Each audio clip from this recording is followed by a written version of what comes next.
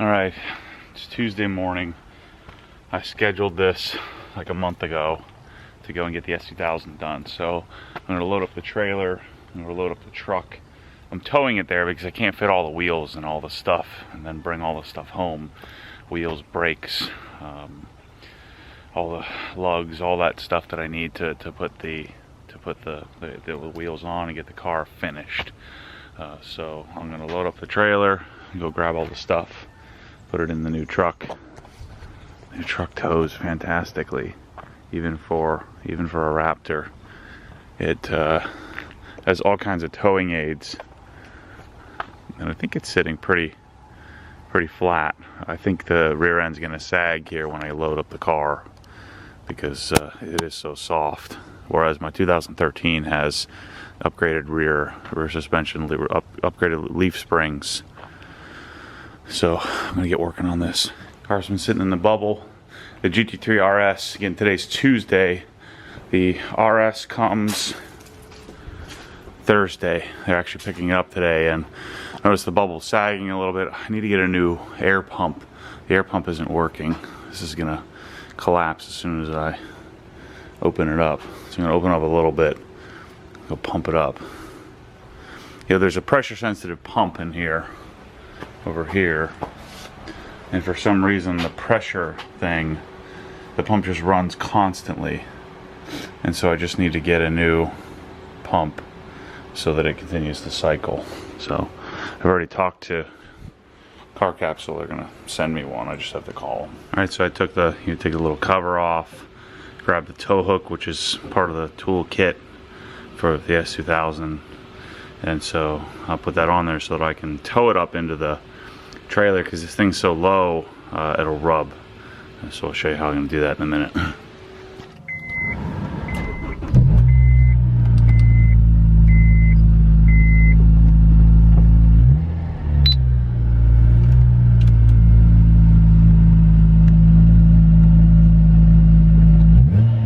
Alright, so let's check the alignment here. Looks like I'm pretty straight. So then we'll just line the ramps up with the wheels. I'm going to put some 2x6s down there so that I don't rub. Now the car's quite a bit higher than the last time I had it in here. And then I'll put the window down, and then I use the winch. So I use the winch, I can just pull it remotely and just walk it up on here, and since I'm here by myself. Shell driving her new car. See you guys later. That truck is so sweet. Alright, so the winch is on. This Factor 55 piece shackle, closed shackle, is super clean. And then the little Bubba, I forget what this thing's called, soft shackle, is really cool. It's just less, like I don't have to hook a metal hook. I don't have to put a metal hook on the tow hook, which I don't really care about this one. This is the OEM hook, but my fancy aluminum hook on my GT3 version. So I have the little wireless remote. If you haven't seen me do this before, that communicates to my Warren winch. Maybe one of you real men winch guys can help me with this. See, what happens is, and somebody mentioned this to me before, but I forget what the solution is. So this, as it winds in, it winds it up all on this side, you know, because it doesn't shift back and forth. So how do I handle that? You know, because the tow hook is always on the right side of the car. It's not in the center. And so do I just stand here and pull on this from left to right? I mean, maybe that's what I can do. I'm sure there's a solution for that. So obviously you can just drive the car up on here, but the nice thing about the winch is I have the ability to walk around, steer it. Notice I'm a little farther off on the right here. So I have the ability to move it up and turn it a little bit. Just stand here on the side of the car as I watch it come up. I'm going to turn the wheel a little bit. Now, because the S2000 is such a short wheelbase and it's low, it'll hit right there at the, it'll crown the trailer, and so I put a piece of plywood to lift the rear end up just to get it the rest of the way over. See what I'm saying? So now You know, the rear end is lifted up, so now it'll drop down off the 2x4 or the 2x6, and then it'll be past the crown. Yep, everything looks good and lined up, so we'll roll the rest of the way in here and start strapping it down. Alright, I don't like strapping this to the wheels, but on the way home, these are factory wheels, on the way home with the new wheels, I might strap it the other way.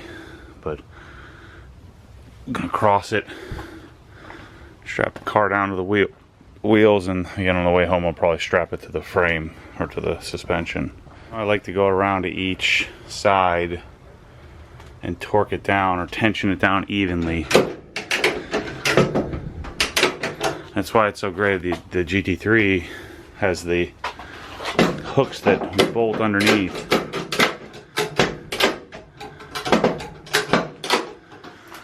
It's just a much cleaner process. So I'll go around, do a couple of clicks on each corner, and then we'll be good to go.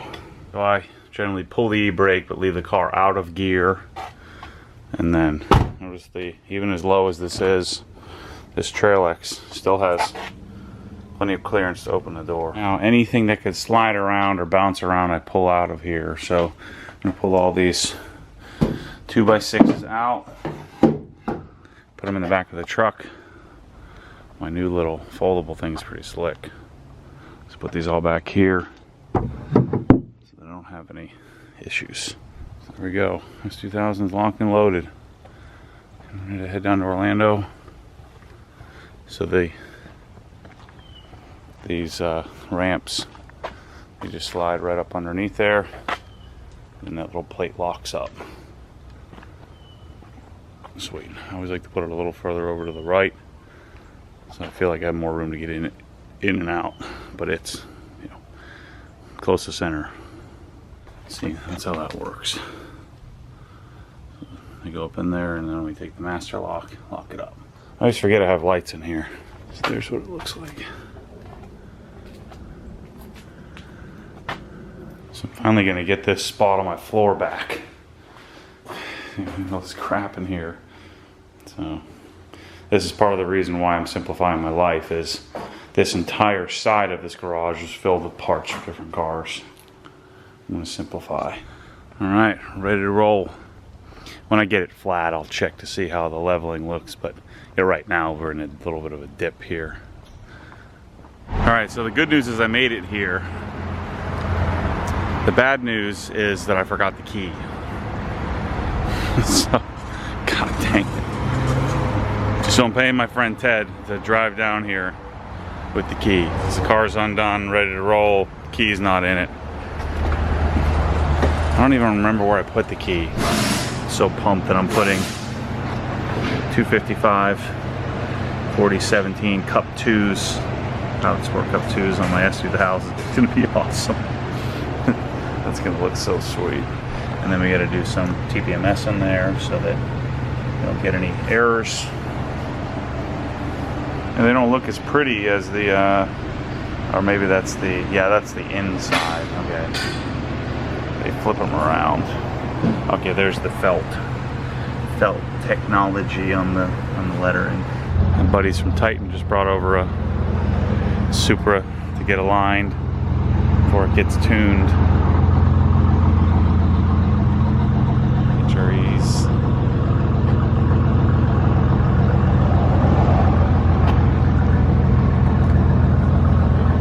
That's pretty sweet.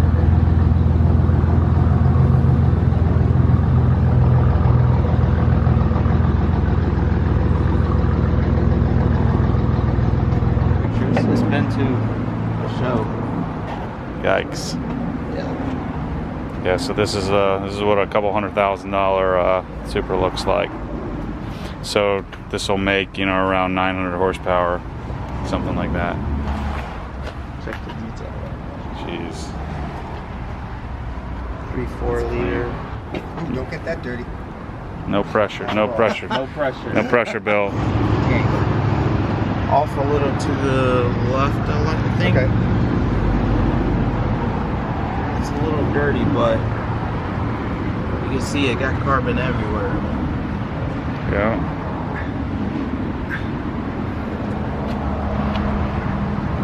This is no stinky 90s Japanese car like most of these end up being. I don't know. This is how I would do it if I was gonna do it. You can do it right. This is how you do it.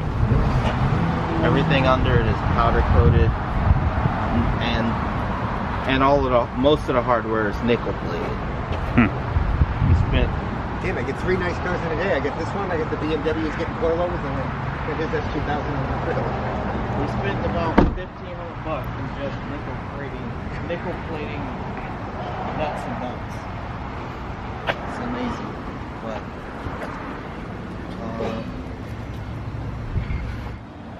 take the brake.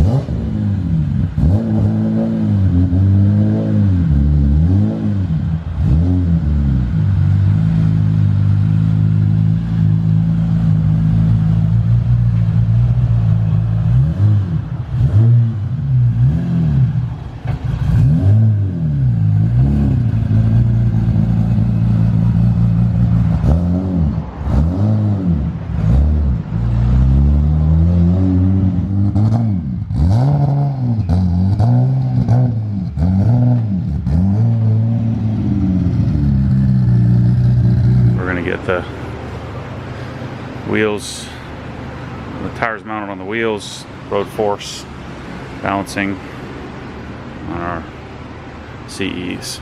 Gosh, that 2 coats of stance looks so good on these.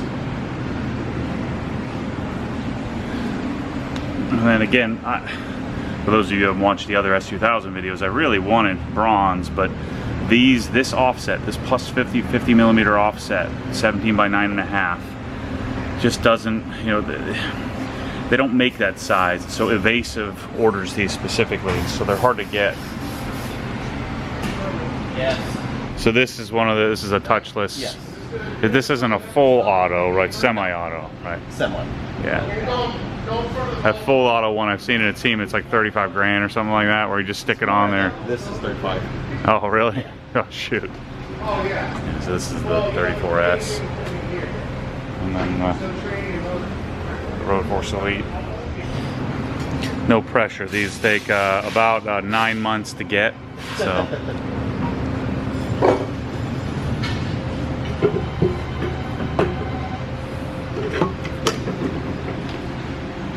But the beauty of these machines is, like, it's kind of hard to mess it up, isn't it? Exactly.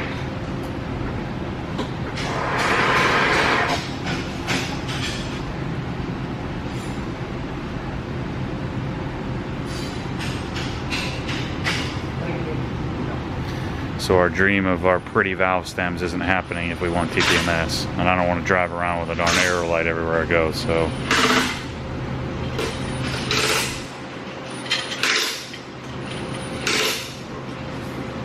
So sensors like this, they don't need any kind of seal or anything. They just I'll show you. or there's a gasket on it already. Oh, I see. Seal there. Yeah. And then the other side, somewhat of a crush washer type seal. Okay. And then we have to generally offset that weight. Our wheels generally, do they generally have that taken into consideration, or Not really. then we're just gonna have to weight it on the opposite end? Correct. Well, whatever the balance tells us, we have to weight. Yeah. So. So we got all the stickers pulled off. New Cup 2s. Sweet.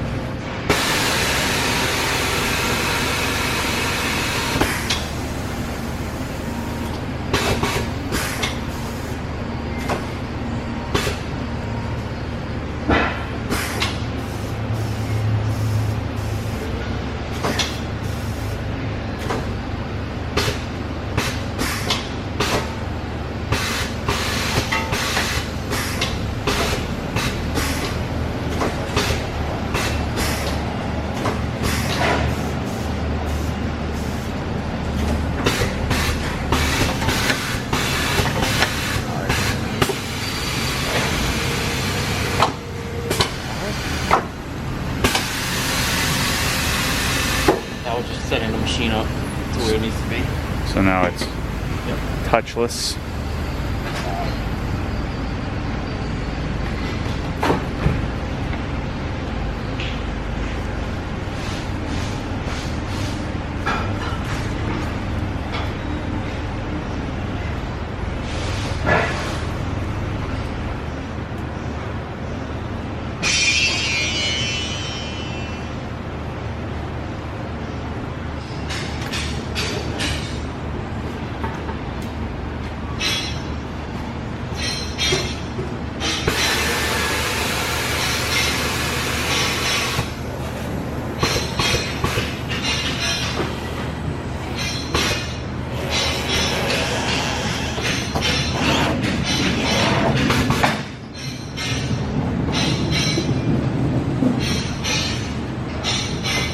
sucker just doesn't want to pop on there, does it?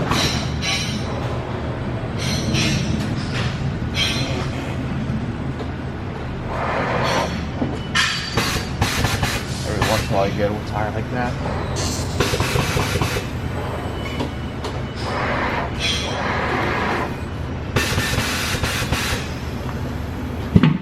There you go.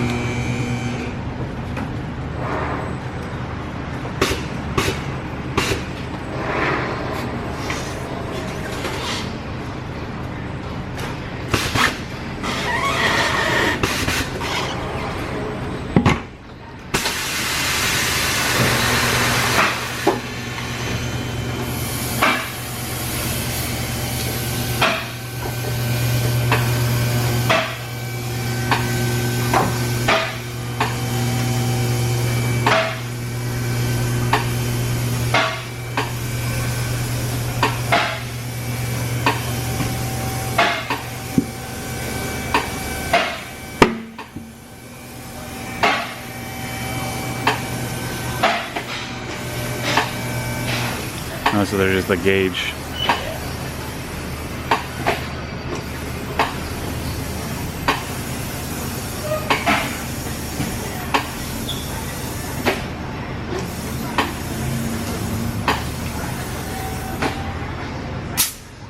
Dang, that looks good. Take it one step further. This process is called bead massaging. What it does is sets the bead to the rim, makes it more uniform, makes more tire more true. Oh, and gotcha. it helps out with the road force when you're done. So we got the tire pressurized, and you just come around and You're gonna do the upper roller and the lower roller together. And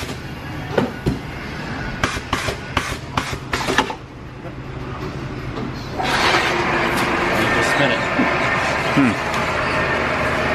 You see it right here? You actually massaging the bead so it sits against the rim.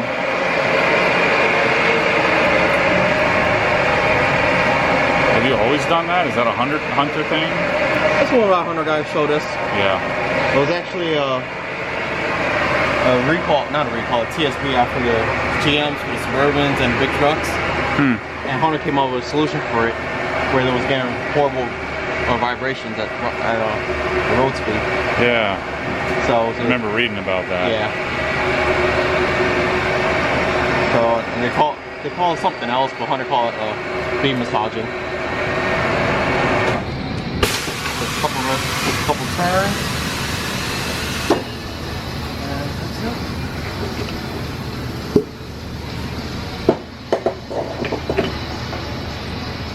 Wow, they're light.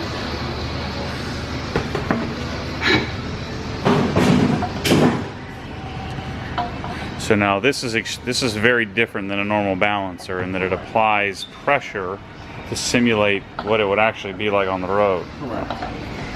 Of Hunter road force.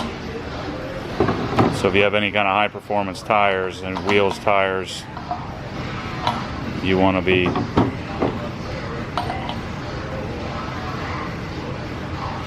do this so that you don't have vibration.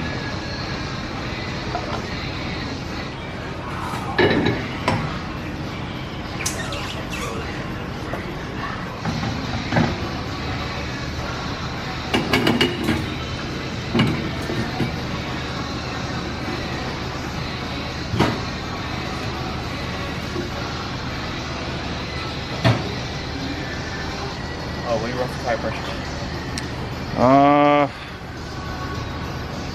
Shoot, I don't know. What are they supposed to be? What's an S2000? Probably 32, right? Yeah, so we're going 32 PSI all the way around, and then I can play with it from there.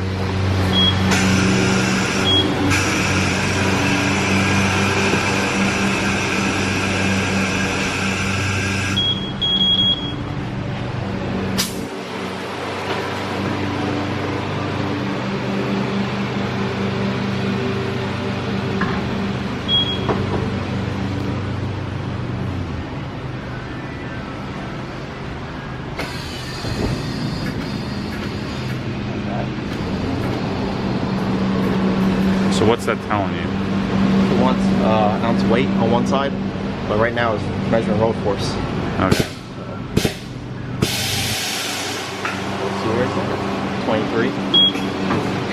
Right now it's 23. Yeah. The machine's predicting out to be 18 pounds. So we'll road force it, and we'll see where it's at.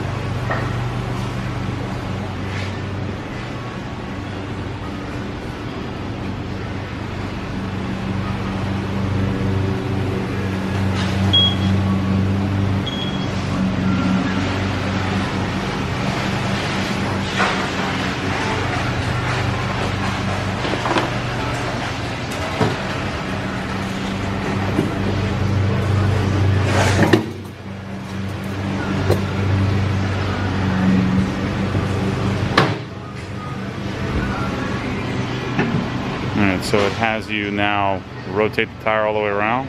Yep, pretty much going full 180. Is that just bad luck? Yeah.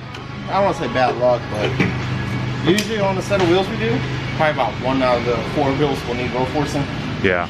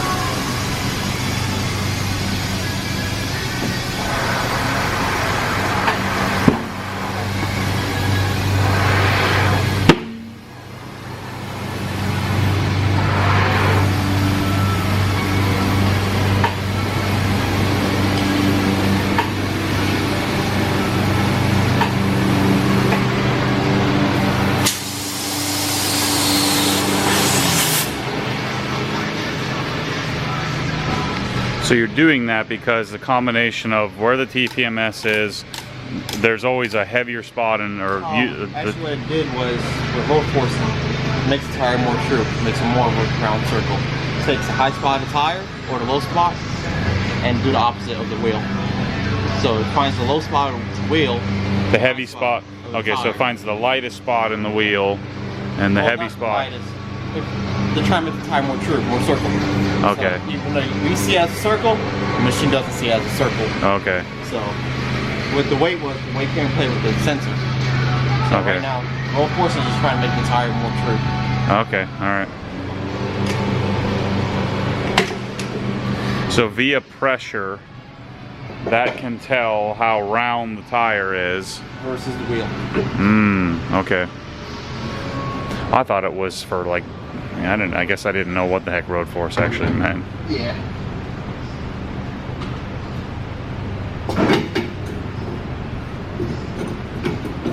So this is why you pay extra to have, one, the machines are more expensive, and two, it's a little bit more work for you, right? Otherwise, you would just throw the thing on there, put some air on it, put weight on it, you're good to go. Yep.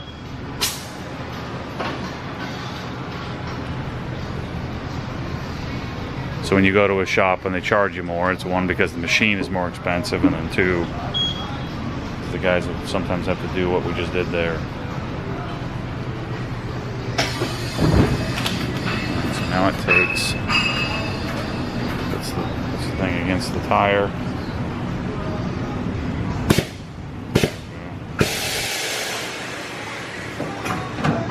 Got up to 12. It was at 23 earlier. Yeah. The machine predicted it to be 18. Uh-huh. Got up to 12. So I'm gonna go back. So you could keep playing with it, you could keep moving it, or there's no... It's hard to say. Yeah. So, after you'll do it like 2 or 3 times, you'll know what's going on. But since this is a new tire setup and new rim, new wheel, it's pretty much straightforward. But you know, sometimes you get a used wheel, putting a new tire It on. might be bent or something, Yeah. right? Yeah. So you'd be sitting there a couple times, and then at some point you have to call it quits. Right. All right. So now it's telling you to put a weight. Oh, so there's a little laser there that tells you where to put it. Correct. So right now, and if you actually look at the screen, Yeah. it pulls a diagram of the wheel. It's actually a camera that looks at the wheel, and it will actually tell you exactly where. Wow. That's So pretty some sweet. wheels will have like a little hump right here. Yep. It will even show it on the screen. Wow. It's telling you to put 1.25 ounces.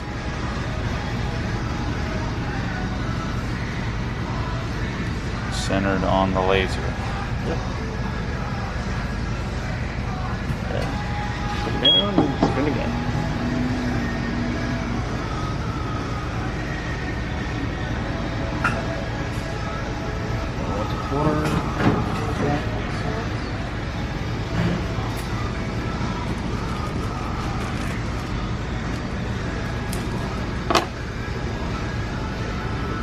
So now you put that on the inside.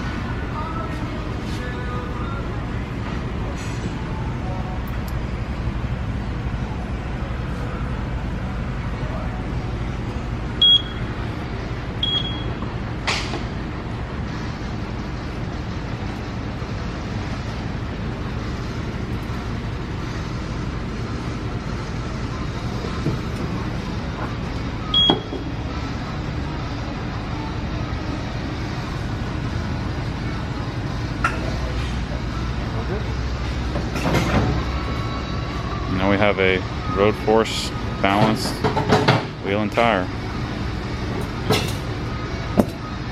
So this one didn't need to be rotated because it was at 12 pounds, so well within the range. So now we're putting 2 ounces of weight on the inside.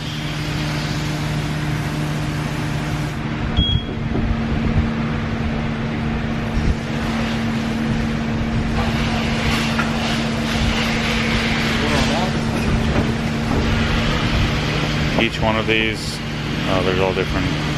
Well, each peg is a quarter. Gotcha.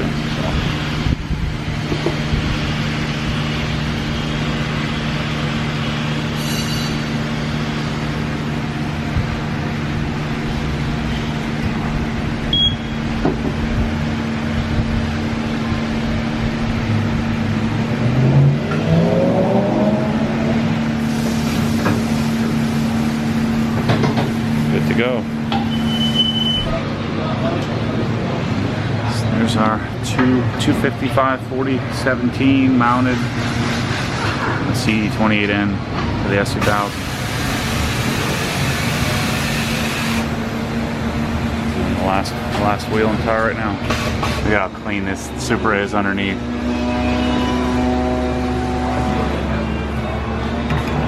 Big. What is that? A 4-inch? It's gotta be Yeah. like AC ducting. Wow. Look at the fuel lines. Oh yeah. The plumbing. Yeah. E92. And then a couple of stinky old Japanese cars here. It's like it's meant to be. I need to. Everybody telling me I need to get one of these. I don't know. After my S2000 experiment, I don't know if I want to go backwards anymore.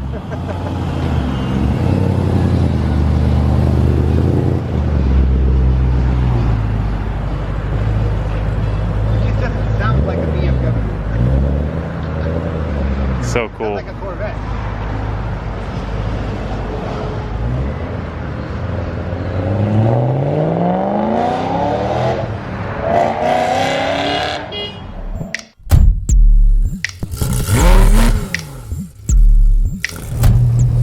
What happens when the force pulls you back, your foot naturally comes off the gas. You have to keep your foot to the floor, foot to the floor.